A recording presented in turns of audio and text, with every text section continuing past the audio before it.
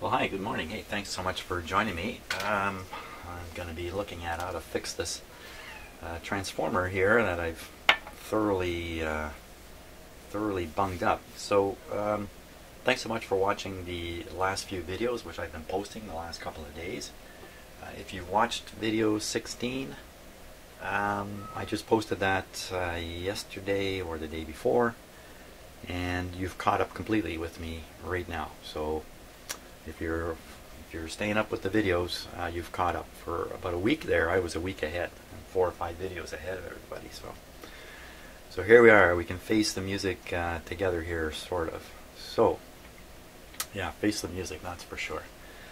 I've been thinking pretty hard about this. It's been 6 days since I've been in here, mostly because the weather's been fantastic and I've been outside doing outside things and stuff like that. But today's another beautiful day, but very cool outside. It's around, it's just above freezing, in fact, but beautiful sunshine. It's begging me to go outside, but here I am in front of this radio. Now, a lot of you comment on my patience. Don't be too fooled now. I can turn the camera off and stomp around and then turn the camera back on. I don't normally do that, of course, but there is a level of I don't know what to call it. It's a very human thing where you start feeling a little hopeless and you start losing your motivation and you can't really see your way forward, and hey, there's other things to do, and that's kind of where I've been for the last 6 days. Not really sure exactly how to proceed with this. So it's all relatively simple in a sense. Let's see, the whole problem started with this brass collar coming loose.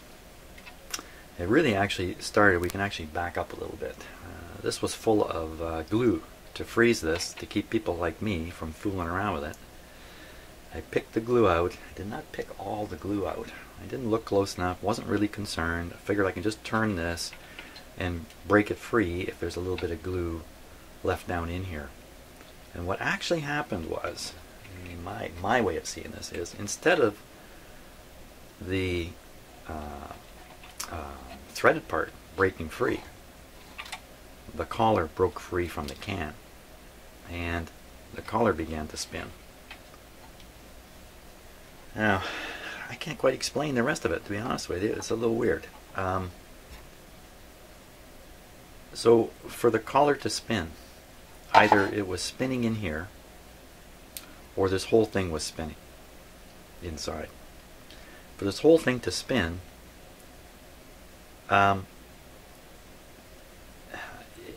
the bottom part, which is fused, which is press fit onto here, would also have to spin. Yet when it came time for me to pull this apart, I couldn't pull it apart. It seemed to me that it was being held by the fitting here and the fitting here, you know, like this. And pull, pull, pull. That suggests to me that this was still fit tight on here. So this could not have rotated. So it gets even more difficult for me to explain what's going on, because that would mean if this wasn't rotating, when I rotated this on the collar must have rotated inside here. But then, when it came time to pull this out, this whole piece of it just dropped right out. But it was being held by this top part.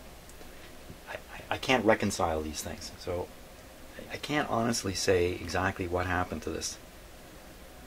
See, if you look at the wires, they appear to be rotated around, but you know, I fiddled around with this quite a bit since I took it out. I mean, I could have done that any time. So it is possible that when I was tugging on this to pull it out of the bottom of the can, I was tugging away. I was actually tugging against these wires. If I'd known that, if I perceived that that's what was going on, I would never have tugged it out. I would have examined the situation much more carefully. Probably would have tugged it out in the end, because I don't know, how do you get these things apart? These are not designed to come apart. That's for sure. And you know, that could be why they're all glued up solid and everything, because they were manufactured in a manner that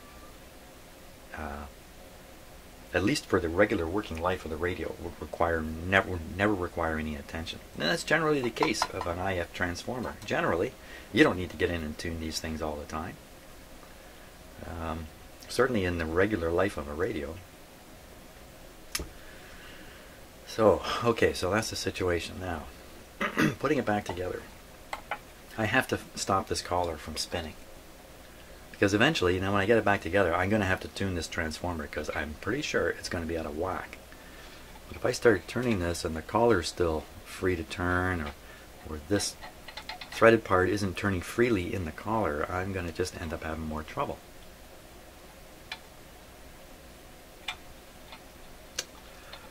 So the best way to do this, I'm pretty sure, is to try to solder it down onto here. So that would be an early thing. I'd want to do that almost right away. Get that soldered in place.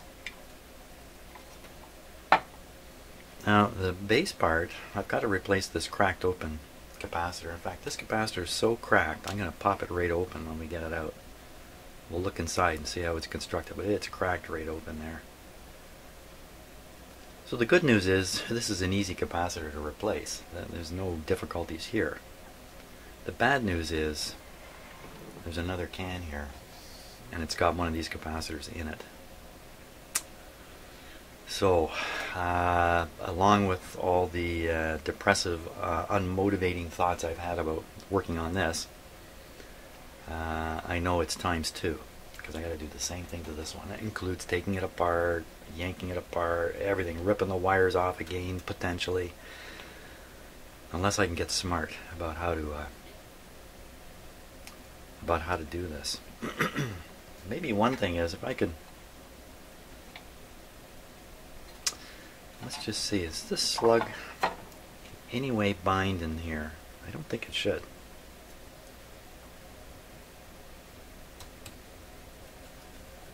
No, so there's no binding in there at all.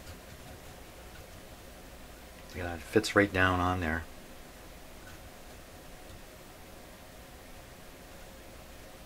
Now this lower one, I'm going to have to fix this to the lower one.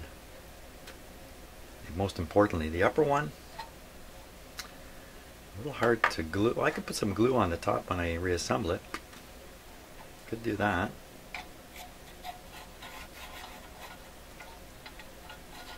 Sounds a little more grindy to me, doesn't it? But it still slides on and off pretty nicely. Not sure about up over the collar. I don't want to push it all the way on and pull it off and all that kind of stuff. I guess there's a bit of a question as to whether these coils are damaged. I think the chances of these being damaged is so low, I'm not even going to think about it. But I will have to measure the resistance of these to verify which coil is which. Now, just looking at them, it's pretty easy to say this one's got a lot more wire in it than this one, so this one must be the higher resistance one. The resistances of these coils is written on the schematic, so I can use that to help me identify which is which. Plus, it's quite obvious it goes this way because the way the wires are hanging, it goes this way. It doesn't go this way. I'm not sure if the wires themselves can tell me where they go, since sometimes the wires are such a specific length you can sort it out that way. I don't know if there's any diagrams of the inside of this. There are a couple capacitors here. There may be a label on them that I can spot. I don't think so. There's some marking on there. Maybe there's a marking I can sort out that way. There's a resistor and the capacitor here. They're quite obviously going to show up on the circuit diagram. That's going to help me identify which of these terminals is which, and I don't think it's going to be a big problem getting the wires back on. And for sure I'll have to mount this down like this. Yeah, I'm working this out right now. That's why you're hearing me talk about this. I'm working the plan out in detail right now. So I can probably bring this down, glue it in place down here. What are the chances the collar down here is going to move?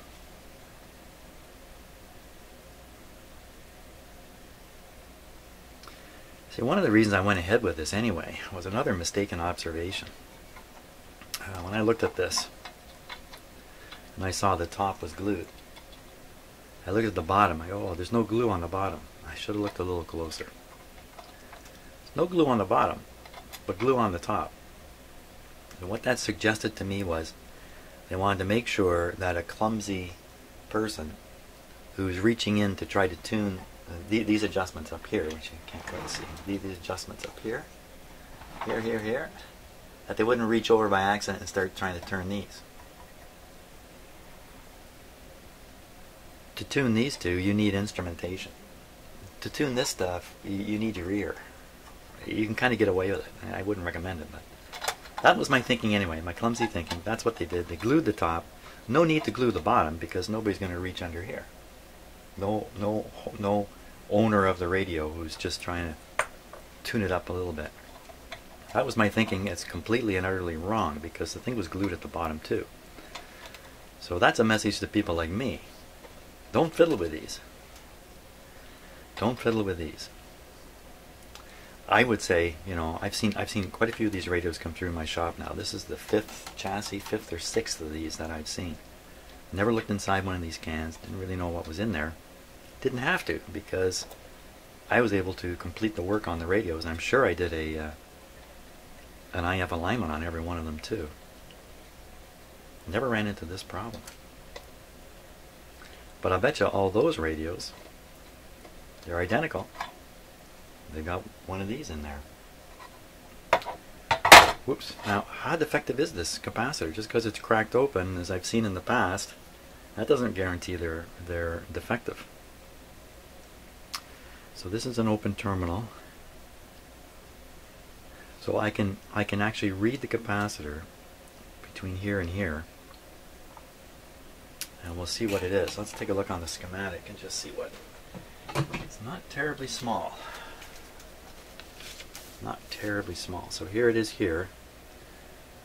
And there's the capacitor right there.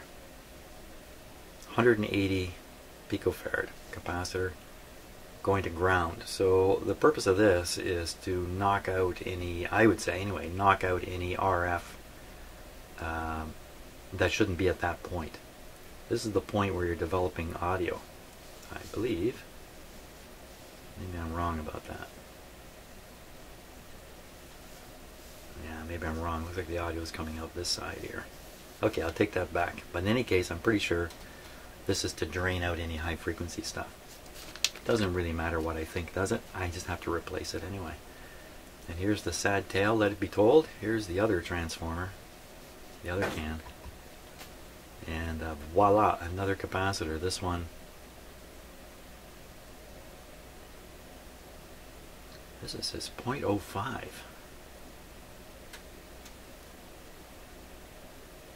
It's definitely 180. These little guys up here, they're not too small either. 220 and 110. Those are very solid and rugged looking capacitors right here.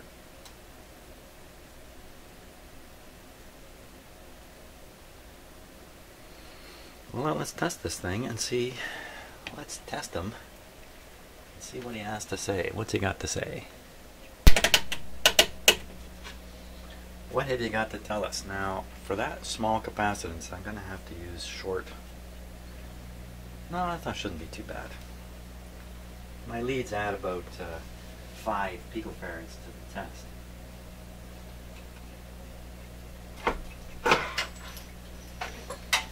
Grab a couple here. And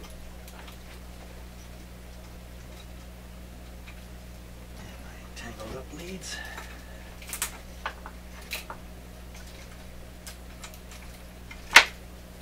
Voila. Okay, sorry about that.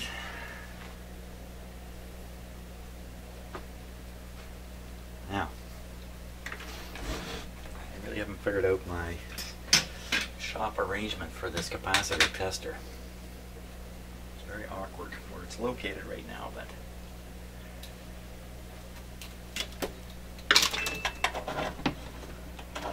too much sunshine to worry too much about it. Hey, now there's another issue too, by the way.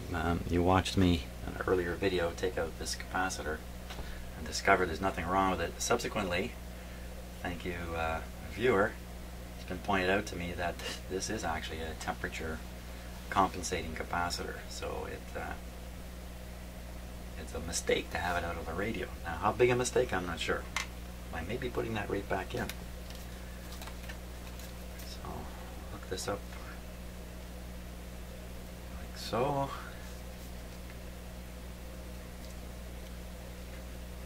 Here. Okay, so first we'll do the leak test now. This is too awkward. This is too awkward. The camera's too awkward here. Let's try this. Let's try this little guy.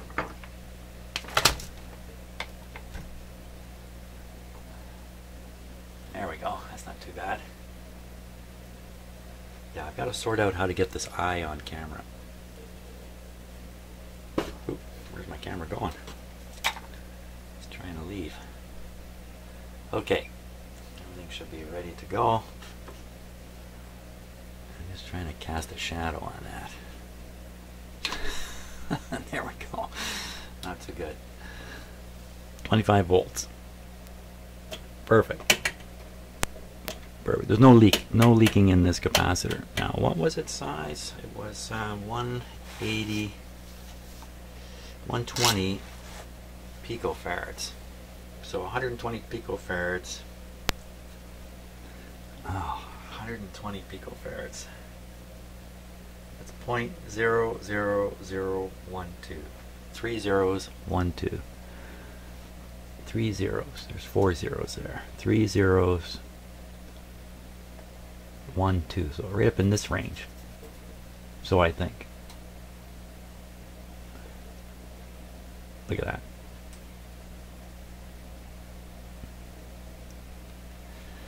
So it's reading on my gizmo here just below the 0.002. So I'd make this out to be 0.0018. 0.0018 instead of 0.0012. Larger again. I keep reading capacitors larger. Reading them larger than they actually are. Wow. Should I bother changing that?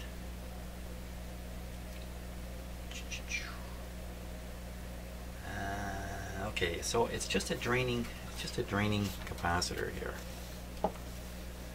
Where is it? Where is it? There it is there. Can that have any kind of effect on the resonance in here or anywhere in here? Can changing the value of that cause difficulties? Or should I put another 50 microfarad in there? Just like that one. Like that big guy there, that might be causing me some trouble. No, I'm not going to do that. Wow, you know, it's not easy to make these decisions. When you look at a capacitor like that, it looks wrecked. It looks wrecked, but it is inside of a metal can. It's certainly not airtight or anything like that. The metal can. It's not leaking. Not leaking at all. And its value measures in the realm of where it should be. You know, if it wasn't for that crack, I wouldn't think twice. I'd say, hey, this is a good capacitor, we'll leave it in place. Just because I'm seeing that crack there. Oh, you know, like this is a simple thing. Cut it off, stick another one on there, but I'm overthinking it. Okay, so what can go wrong if I replace this? What can go wrong? Not too much, really. Not too much. Now what can go wrong if I don't replace it? I can put this whole radio back together and go, hey, this isn't working right. I wonder if it's that capacitor. Can't let that happen. I got to replace it. Even though it appears to be fine, that would explain why I've gone through so many of these radios. And, you know, not that all of them are going to have cracked capacitors, but I've gone through so many of these radios, these chassis. I've never ever gotten to this point at all.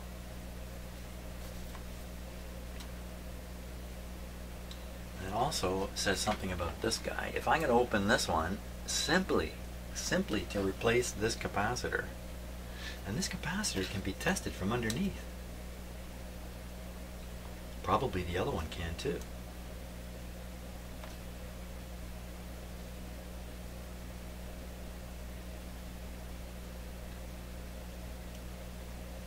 It's interesting. It's all interesting stuff. Okay, I think I'm in a good spot now. I think I've just convinced myself I better stay away from taking the other can apart unless the radio doesn't work and I identify that the other transformer as the source of the problem. I'm going to take it apart just for the sake of getting at this and just for the sake of changing it when there's no direct indications of why it should be done. And what? I don't know. I lost the and. Okay.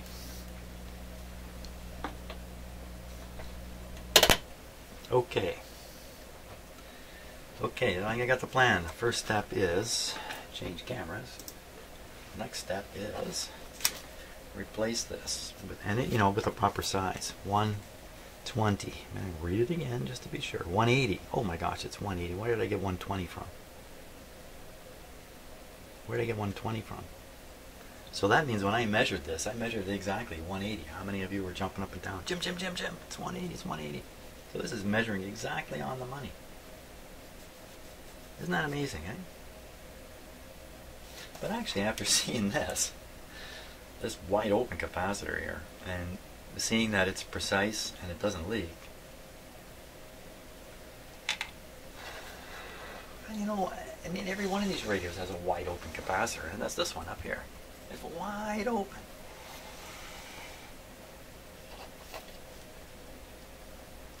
It really has to do with the materials that are used inside the capacitor and if they're susceptible to degradation due to atmospheric contact.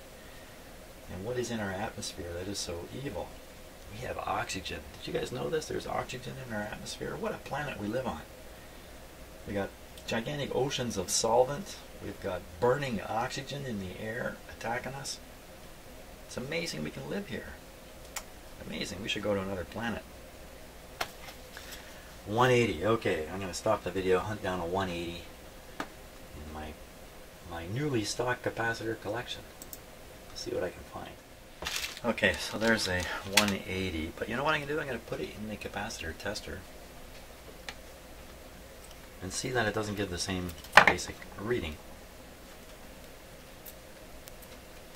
Just for fun. Just for fun and pleasure.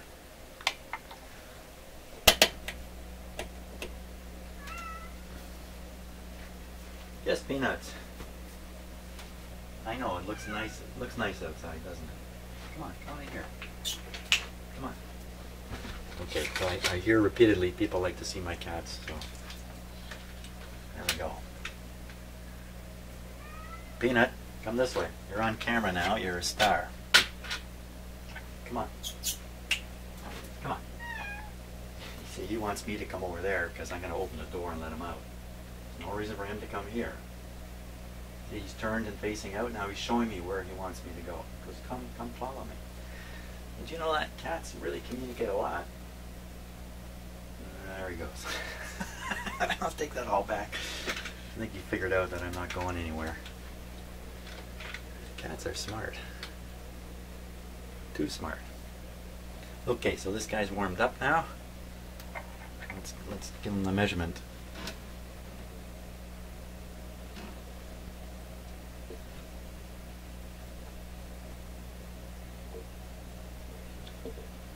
And not showing up. There it is. Okay, so I had the switch in the wrong spot. So you can see it's almost the same setting, almost exactly the same place as the last capacitor. Not surprising. It's a brand new high quality capacitor. Very good. You know, you might say to yourself, oh, Jim, you're so slow at this stuff. And I am slow at it. I'm taking my time. I'm going slow so I don't overrun the warning bells. It may go off in my head at any point while I'm doing this. You see, if I thought a little harder, I probably would never have ever tried to tune these at all. I would have said to myself, you know, they're glued up, all that, let's leave them. Do everything else with the radio, and then the last thing we'll decide if these are worth tuning up. Because I know there are hidden risks with everything you do. There's a hidden risk. A little bitty hidden risk here. So That's why I'm not rushing.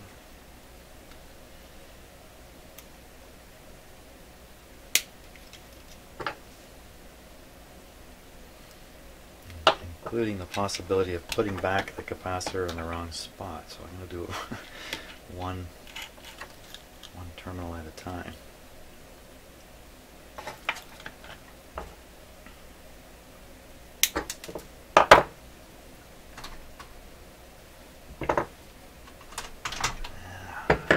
Trying to think of something interesting that's going on in the world. No, there's nothing interesting in the world.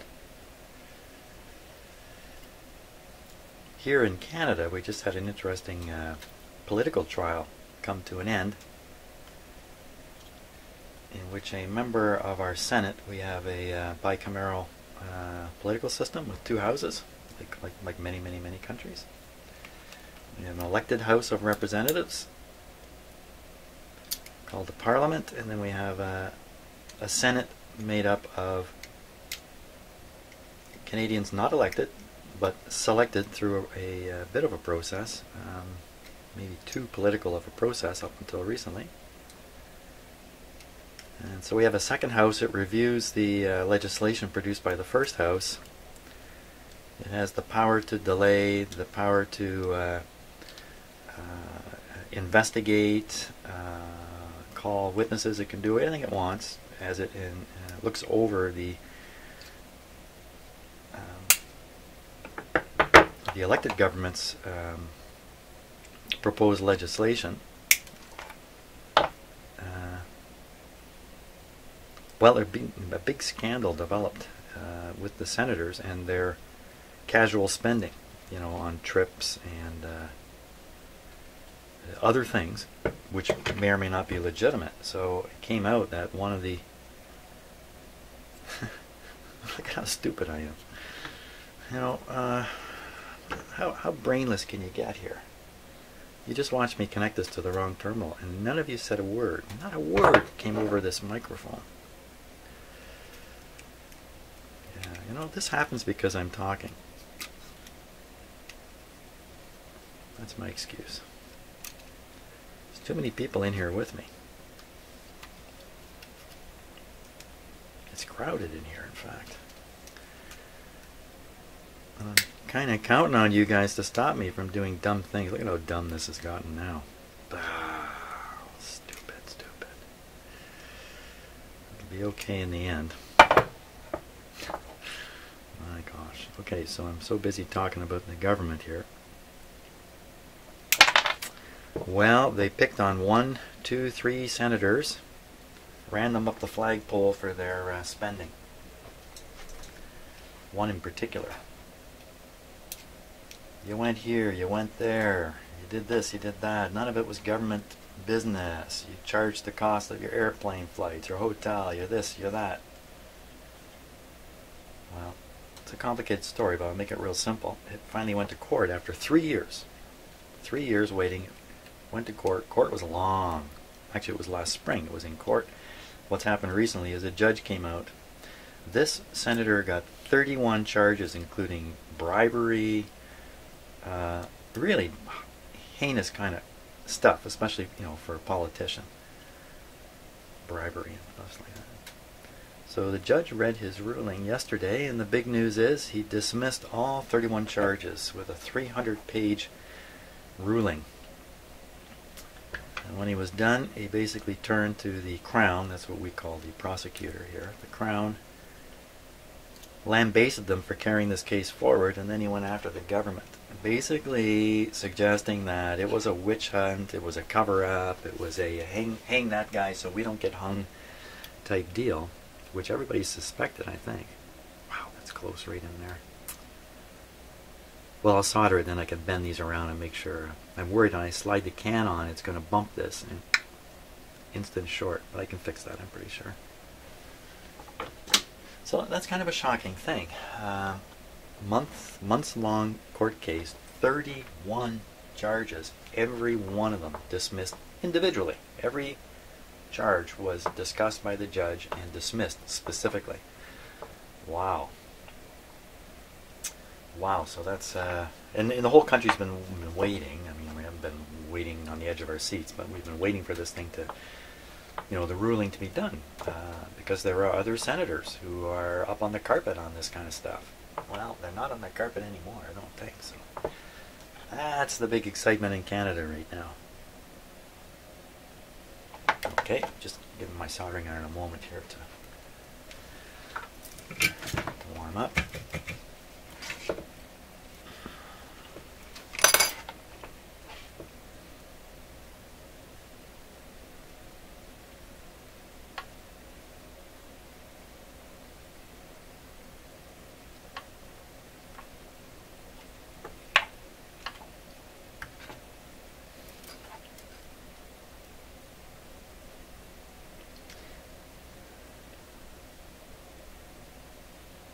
The last government, the federal government of Canada, found itself at odds with the judiciary on a number of occasions,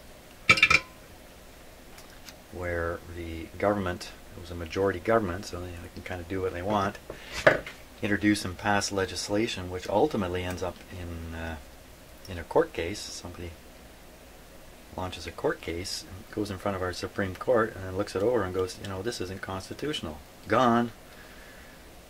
Quite a bit of the controversial rulings of the last government, or not rulings, but legislation, is being dismantled now.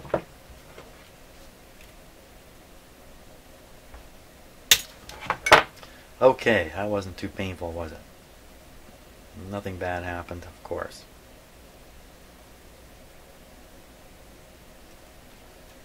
Now, next stage.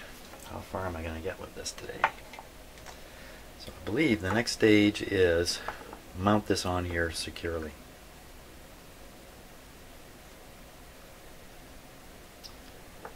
And once that's done, sort out how to connect the wires.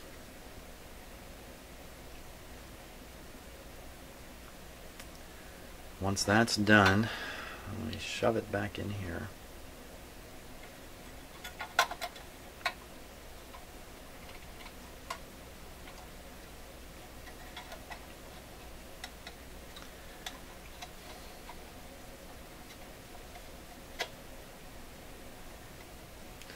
I think right now, if I push it harder, I believe I'm sliding the coil form over the collars at the end, or sleeves. Collars? Sleeves? Fittings? So I don't want to do that just now. So I think maybe the next stage is to try to solder this. Yeah, why don't we try that? I'll leave the little bitty wires alone. Yeah.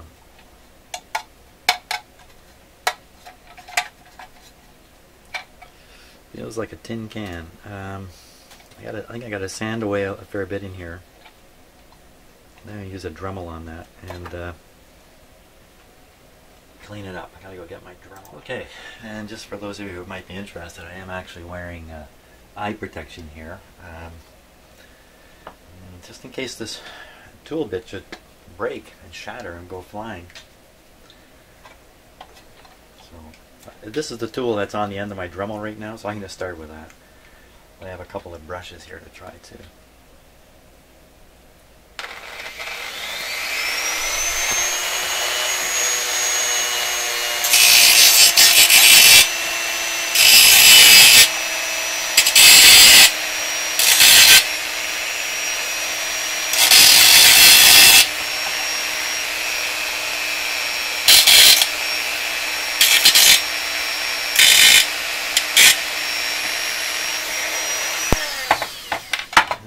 Almost too good a job there.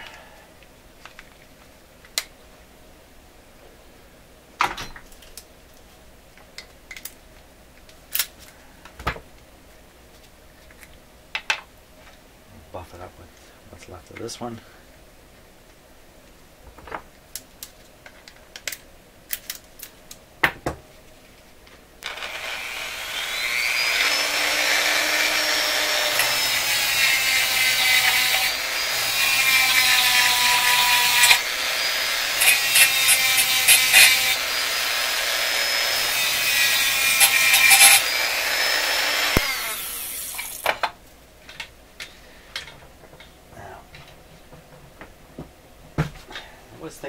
about this soldering deal, what could go wrong with it. Now, one is for me to flow solder right in and solder the PC in. That's not going to happen. I've decided just to solder halfway, not solder the whole thing, in case I have to unsolder it afterwards, and for some reason. Can't imagine what that would be. My main concern is soldering it on an angle, but I don't think that can happen either.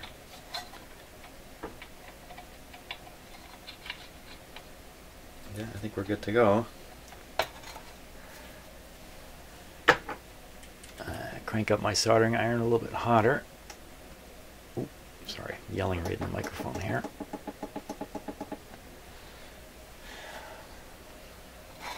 I could use a different soldering iron, but I'm going to go ahead and just use my regular one. So put some flux on there, you know. I probably should, but frankly I don't know where it is right now. This isn't the best soldering iron tip either for delivering heat to something like this.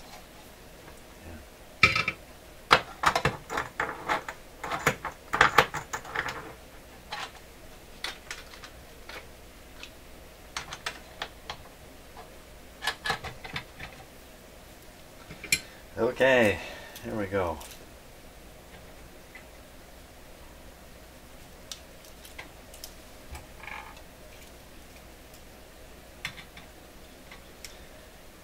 Try and get a pool of solder here.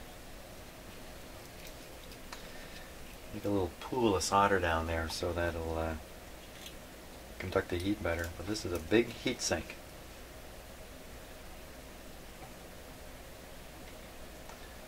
To make sure the brass ring is heating up also. It really shouldn't take much to pin this down.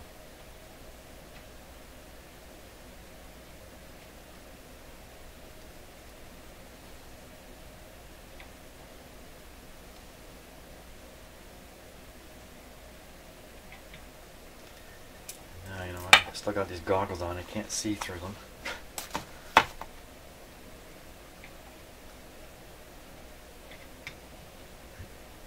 Really can't tell if the solder's flowing. This can is hot all the way down to the bottom here now. That's how much heat is being flowed away here. It's looking good. Looks good to me now. Okay, I'll let that. Let's take a closer look.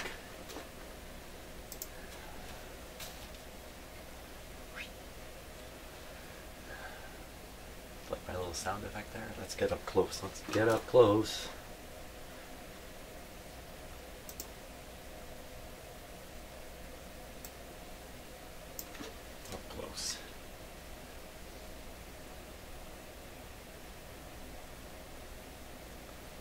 It's nice looking up close, isn't it?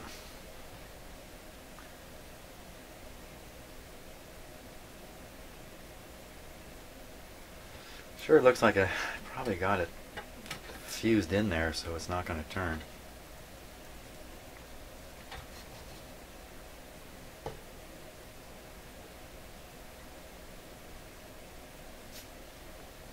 You know what, that's probably enough. I mean, I don't want to solder it all the way around. This thing isn't going on a rocket ship to the moon or something. So I think we're pretty good like that. I think that's all it's going to take.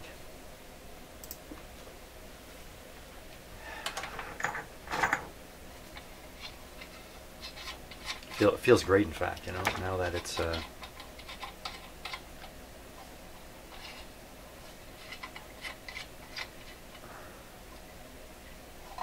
only goes so far, and then it binds up. It goes that far. Why is that?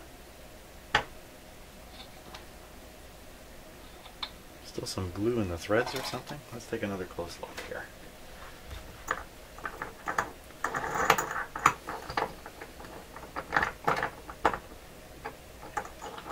Yes, you're watching me put a camera into a clamp there. What kind of a TV station is this anyway? You get to see everything that goes on. And I want to look right at the threads.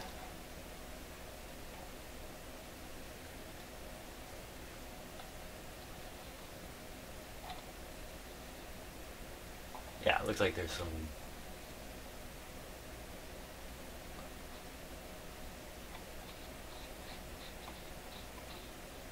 funny. It's not really where it binds. It binds right there. Oh yeah, there's stuff in the threads. Okay, so you know what I can do? I can beat the threads up with the Dremel.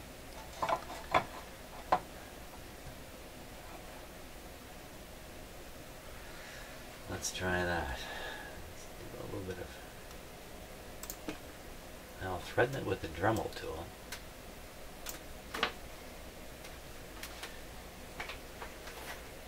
She's still here.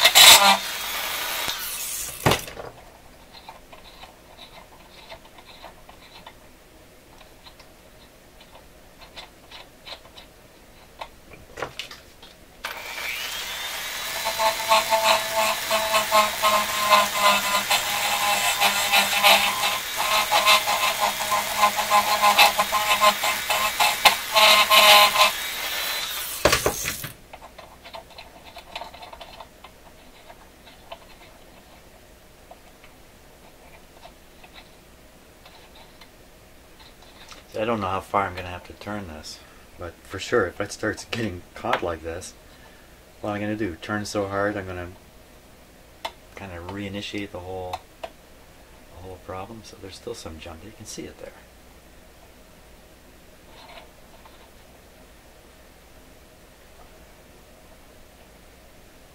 Right there.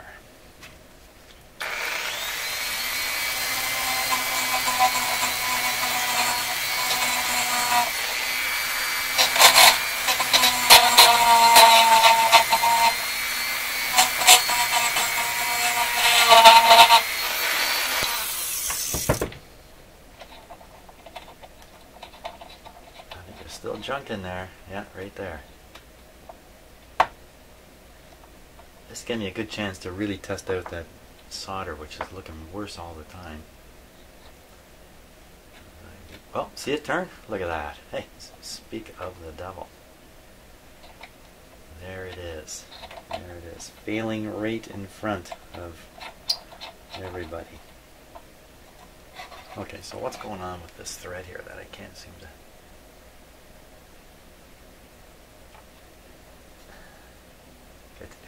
It's up in here where it's binding,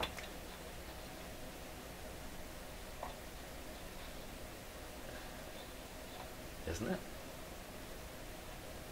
There's a lot of junk right down in here, but it goes right through. Oh, maybe not.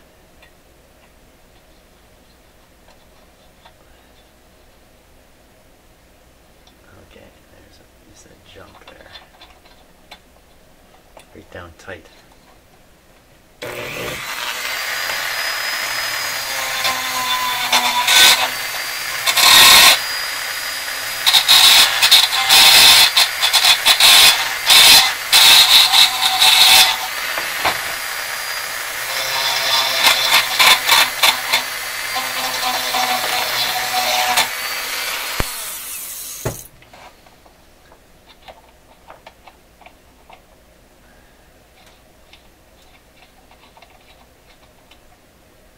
Binding here. Oh.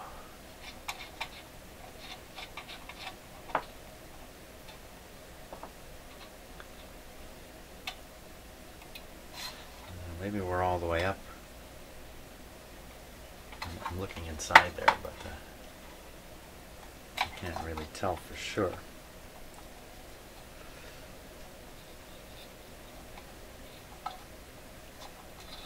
Be able to get maximum travel here.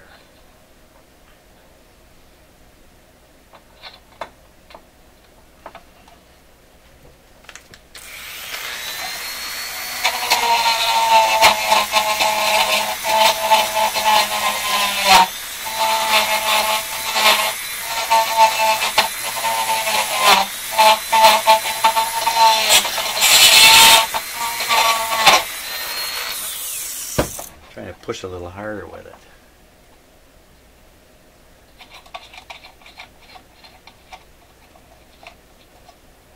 Smooth to here now. Okay, so that's out around here.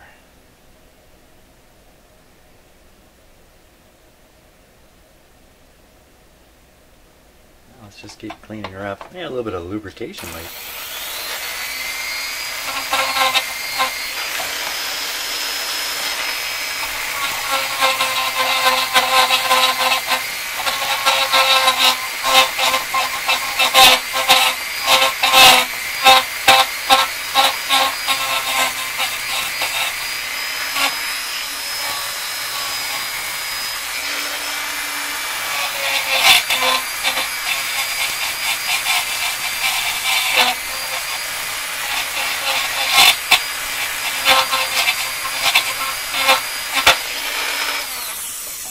Another thing to be concerned about is how loose this is getting in here. Eventually, if I bend this enough, work it enough, I'm going to actually ruin the, I don't know what they call that, the threading arrangement in there. It would take a fair bit, but oh, it's going pretty good now.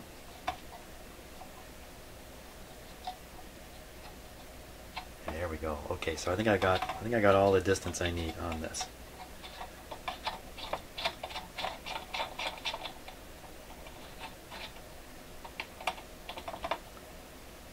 Now I gotta do the ring again. How come it didn't solder? Okay, I'm gonna get some paste. I do know where the paste is. I was lying earlier. I saw it. Before I leave this, you know, of course, that the judge spent a great deal of time in his verdict on the matter of the PMO's control of senators, even to the point, he said, of using them as pawns on a chessboard. Why should we rely on that being over and different now because you have a different label? You are still the government's representative, even if you're not what used to be called the government leader in the Senate. Why should we believe that you too won't get pushed around on a chessboard by the PMO? I think that's a fair and honest question, and I would simply reiterate that the institutional steps the Prime Minister has undertaken, from an independent advisory committee on making appointments, on having the appointees sit as independents, on insisting that I sit as an independent, and indeed as the representative of the government, even the nomenclature is designed to reinforce an arm's length separation from the executive. But at the end of the day, we'll be judged by our behavior. Let's also talk, if you don't mind, about your job of herding all these independent cats. You've got quite a number of independents. You probably have more. There's another 20 slots open, right, by the end of the, maybe filled by the end of the year, or when? Well, that, of course, is up to the Prime Minister, but you're right in saying that certainly by the fall there are 20 available seats. All right, so how do you herd them? I mean, look at the first thing coming down the pike, of course, is the bill on physician-assisted dying, and already there are rumbles, well, some of the senators don't like this, and how do you whip them into line when you have no whip? You're an independent. I do not have a whip, as you well articulated. And the independence of the senators is what will ultimately judge their vote. I do believe solder's that not flowing on senators, this brass ring at those all. in caucuses and those that are independent, are taking this issue in particular as Couldn't one find of my, conscience and of non-whipped behavior. But let me, if I could more broadly, speak to your point about independence. Yes. I am not the leader of the independents, although I sit as an independent. And I have met with all independents earlier this week to discuss with them my role. But it is really for the independents themselves, collectively or individually, to determine whether and how and if they wish to be organized in any particular fashion. That is yet to be determined. It's all still in flux by your own account, so how are you going to get anything done? Again, when you are in a process of modernization and reform, it is important to have very clear objectives of what you are trying to accomplish. And in this case, it's to lessen the partisanship of the Senate as an institution, to strengthen its independence from the executive and certainly from whipped voting and procedures.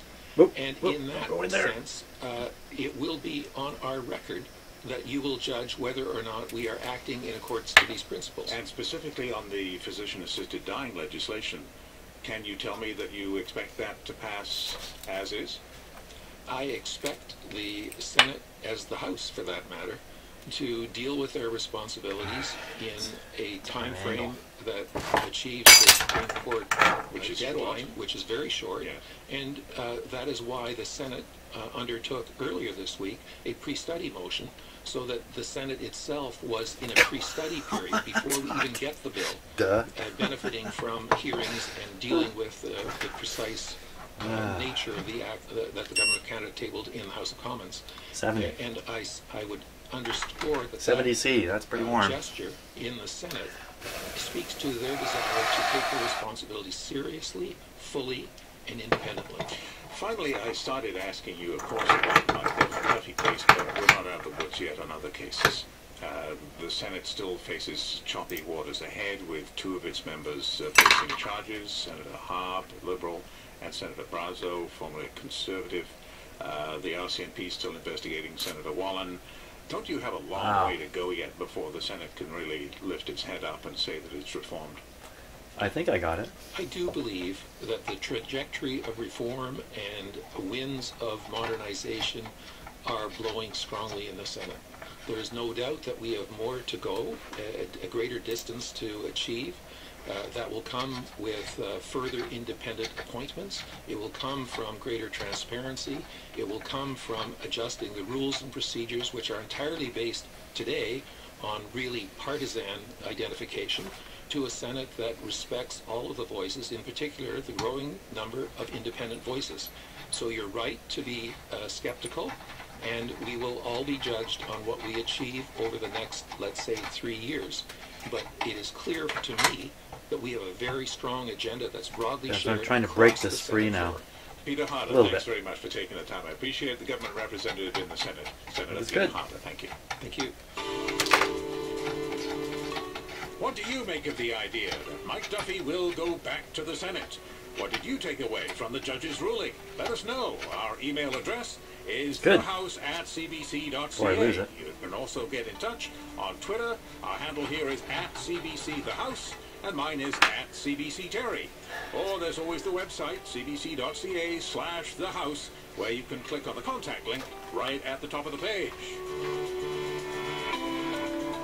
That's one of the programs I really love listening to on Saturday mornings, where they go over a lot of government, what's happening in the government issues, stuff like that, topical stuff. And you may not know this, but my son works in the government, so that's what makes it really interesting. My son is actually a legislative assistant to a minister in the Canadian government, so I have a very special interest in what's going on. It has nothing to do with the scandal I mentioned earlier, but okay, great. Where am I at? Got that done. Next step is, I think, fuse this onto here. Now, what could I do wrong here? I could fuse it in a position that these wires don't reach where they need to go. They may very well not reach as it is. Oh, getting these wires ready. Once I fuse this into here, I'm not taking it off. I'll have to continue with it in place. Now, all these wires have to be treated on the end here, either bared off and ready to be soldered, or I have to actually solder extensions onto these. I don't think I want to do any of that with it fused in here just yet. So let's take a look. Let's take a close look at the end of these wires and see what I'm up against. I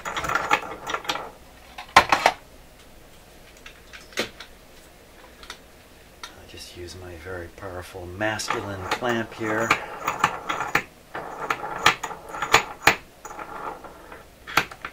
Just don't get carried away on it. Okay, you know what, actually it's better. I don't clamp that, but I clamp this, believe it or not. There we go.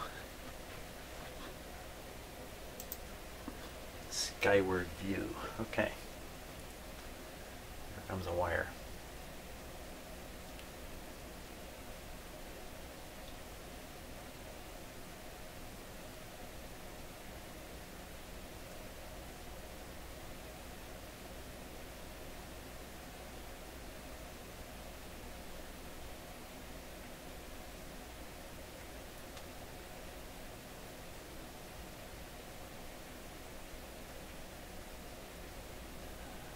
Oh, it looks like a woven cloth cover.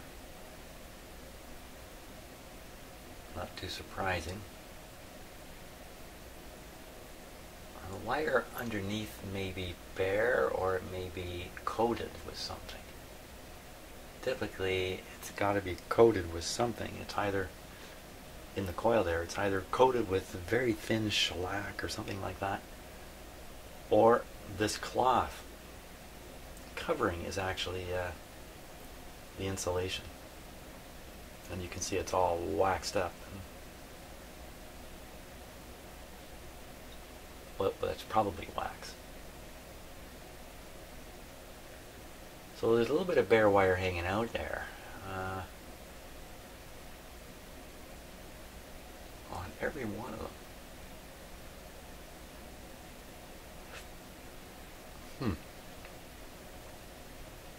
Well, you know what we can do now, come to think of it. I can take my ohm meter and I can check these guys out. I also have to try to figure out which one's which in terms of secondary and primary. Let me grab the... let's see now, this thing gives resistances, luckily. I can't read it. Too small. I'm too small to read it. Now I'm too blind to find the camera I just had. What? How about it's in the clamp where you left it, Jim? Okay. I forgot totally what I was just doing. Oh yes, the resistance of these coils. 5 ohms and 4 ohms. 4 ohms on the secondary, 5 ohms on the primary. Got the same kind of deal over here. 5 and 4. Same thing on this one. 5 and 4. So we should find... Let's look for the 5 ohms. See if we can spot which one of these two is the 5 ohms. Now, you know, logically, this one's got more wire in it than this one. So, you know, this is going to be the 5 ohm one. Let's just see what the value logic is here.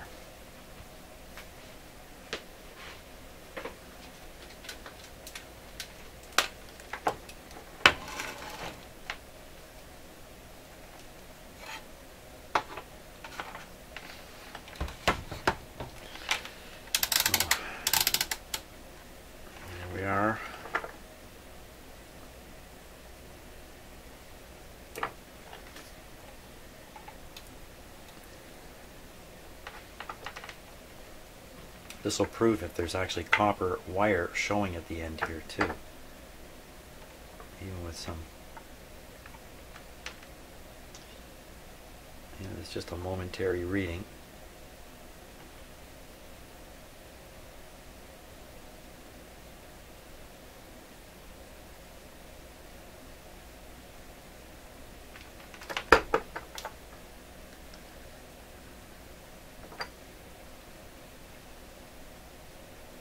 These wires are probably coated with something.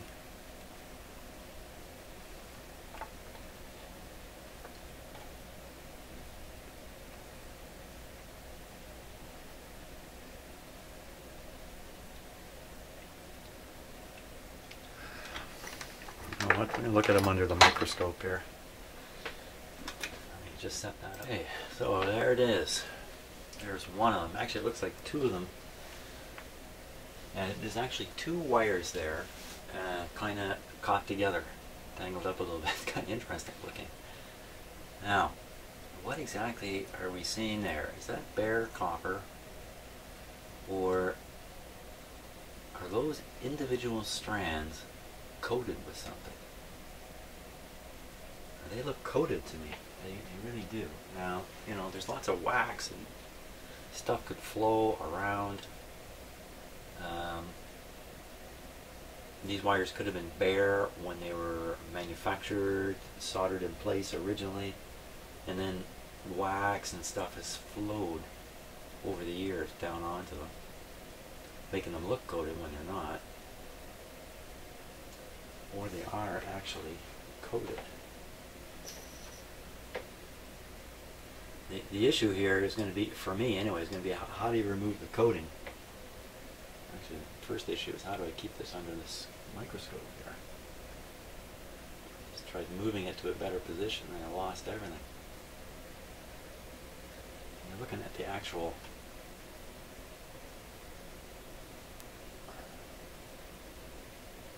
kind of looking at the outside of the coil.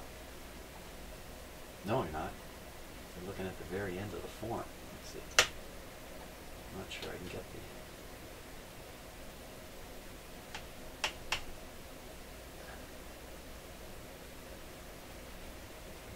coil under here. I don't think I can do it here. It's too big a clunky thing under my scope, under my microscope. Wait a minute, that might have done it.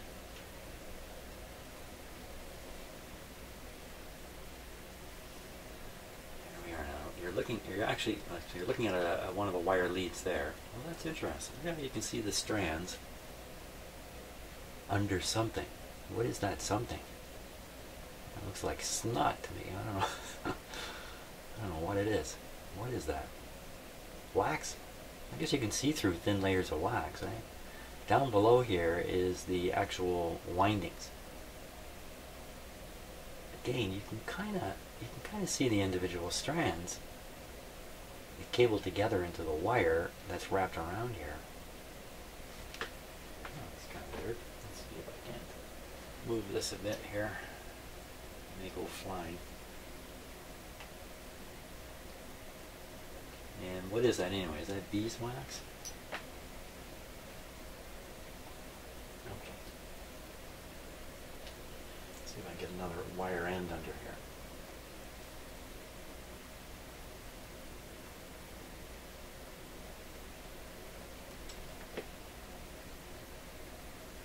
Okay, so there's another wire end.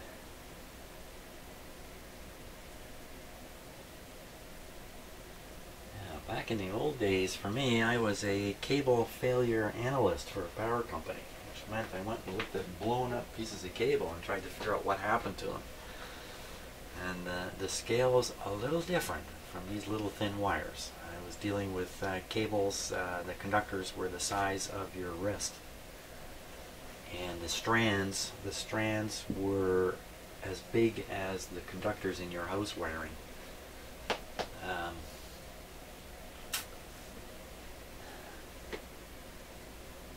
So I'm a little bit on home territory here in a sense. Okay, so there's all kinds of fiber there. So that would be the fibrous material that's wrapped around the wire. Come on, let's see if I can't. Yeah, very difficult putting this under the scope here or not. Just want to look a little further up the wire.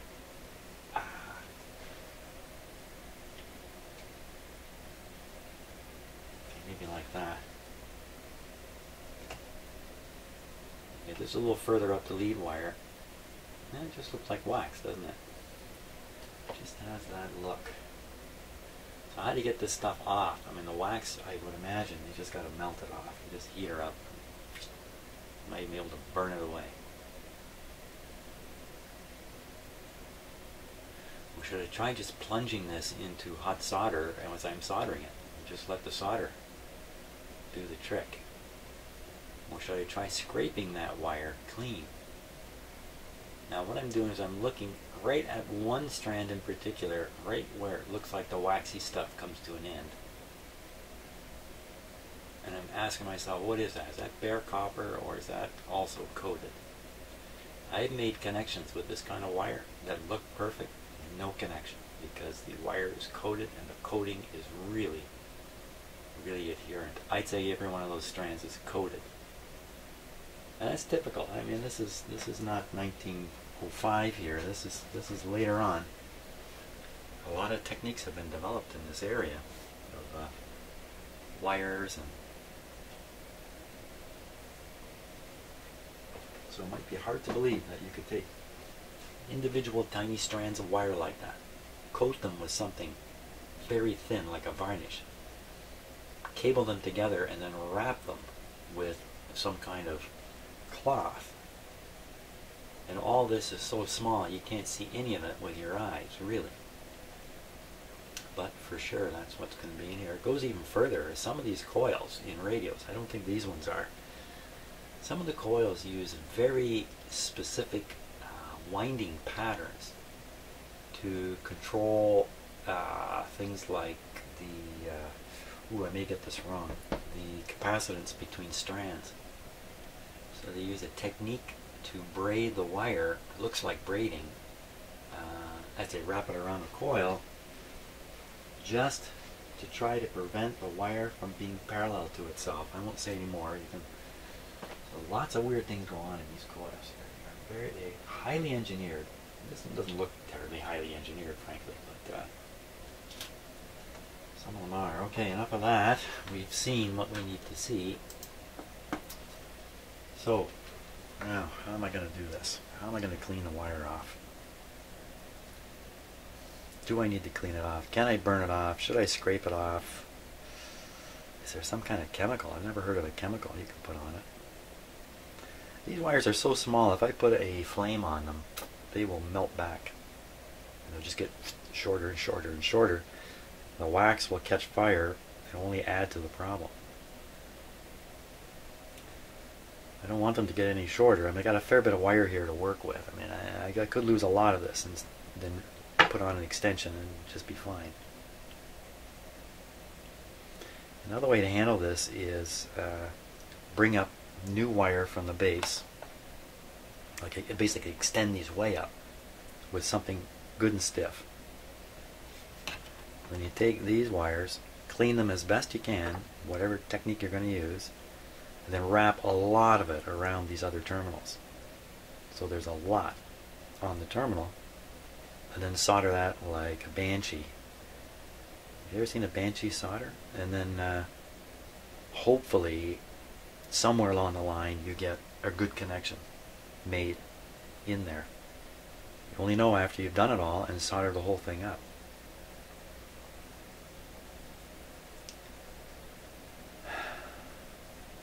Once this wire is worked back or breaks right up in here, so I can't be fiddling with this too much now. Copper has a funny, not funny, but copper can take an awful lot of bending because of something called work hardening. And I'm just looking for a chunk of copper wire here. I don't have one, but if you take a piece of steel and go like this 4 or 5 times, breaks. In fact, that's a handy way to break a piece of metal. Just go like that.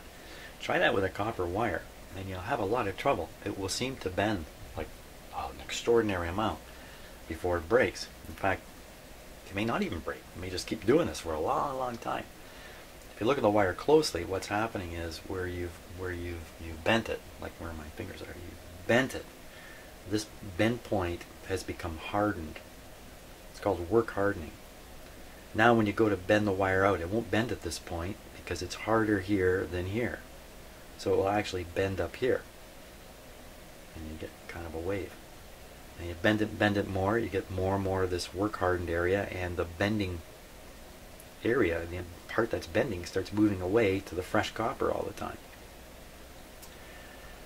So the good thing about that is copper can take a fair bit of bending and flexing before failing, unlike many other metals. The problem with that, of course, is it makes it a little hard to work with at times.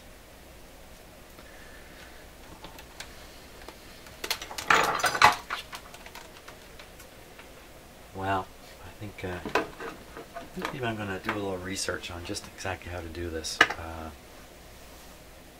I can't imagine there's too many different ways, but you never know, there might be something. And carry on from there. So what did I get through today? All that just to put a capacitor on. Huh. But you know what? I'm going to face this model of radio again and again. It's very common.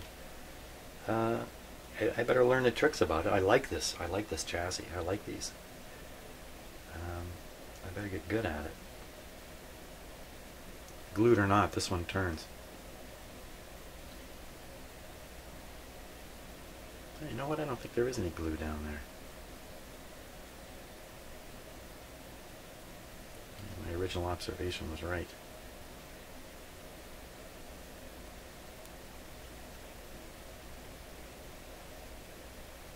Okay. Good for now. Thanks so much for watching. I know I'm going slow. Just trying to be careful so I don't get into even hotter water here.